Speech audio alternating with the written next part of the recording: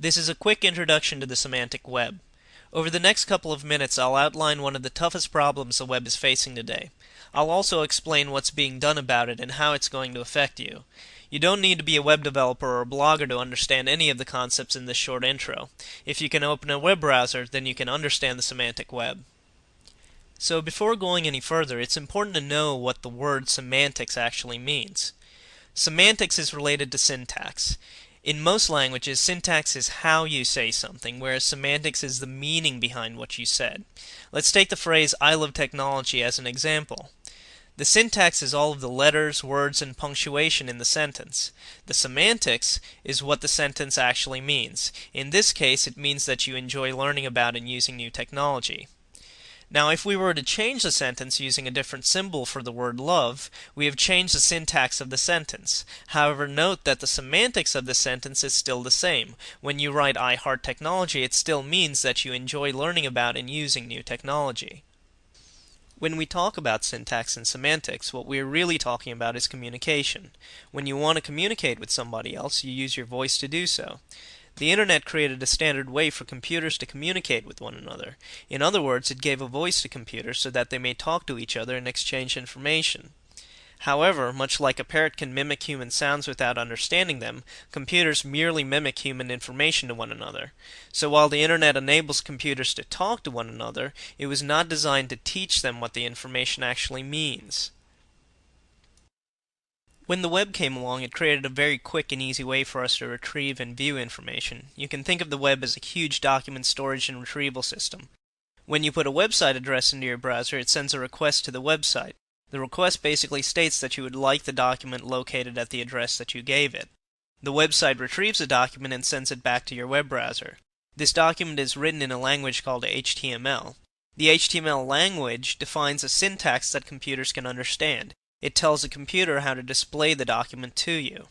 So the two really neat things that the web did is create a way to get any document on the Internet, and it also created a syntax called HTML that is used to display the document for you. So what's the big deal? We have the Internet that lets us talk to each other. We have the web that lets us store and retrieve any document on the Internet. And we have search engines which can find just about any website that we'd want. The web is already pretty good, so how are we going to make it any better? The answer lies in semantics. Remember, computers today just blindly retrieve and show us information. That's the problem. Computers don't understand the meaning behind the web pages that they're showing us. While they may understand the syntax, the semantics are lost on them. Now, if we could get computers to recognize what's in a web page, they could learn what we're interested in. If they know that, then they can help us get what we want. They would change from passively helping us to actively helping us. This is really what the semantic web is all about. It helps computers understand the meaning behind a web page. The web of today is about documents, whereas the semantic web is about things. When I say things, I mean anything. People, places, events, music, movies, organizations, and just about any concept that you can think of. The semantic web is not only about pointing these things out to a computer, but also about letting computers know how these things are related to each other. There are several promising technologies that are in use today that can embed semantics in HTML documents. Two of the more popular ways are called microformats and RDFA. So the semantic web stuff isn't about something that is going to happen in the future. It's about something that is happening today. Things get really exciting when we start to explore the possibilities of the semantic web. Once your computer can understand what a person, a place, and an event is, it can start helping you interact with those things. For example, if a birthday party is marked up as an event with a date and a place, you can tell your computer to save the date in your calendar. Another example is in the world of music blogs. Music blogs usually list songs and album reviews on their front page. If the blog marked up the songs and the artists using semantic technology, you could tell your browser to find all of the songs on the page, or search the Internet for other albums by the same artist. Search engines would also become a great deal more accurate than they are today. When you search, you could say that you're searching for a person, a place, or a particular song.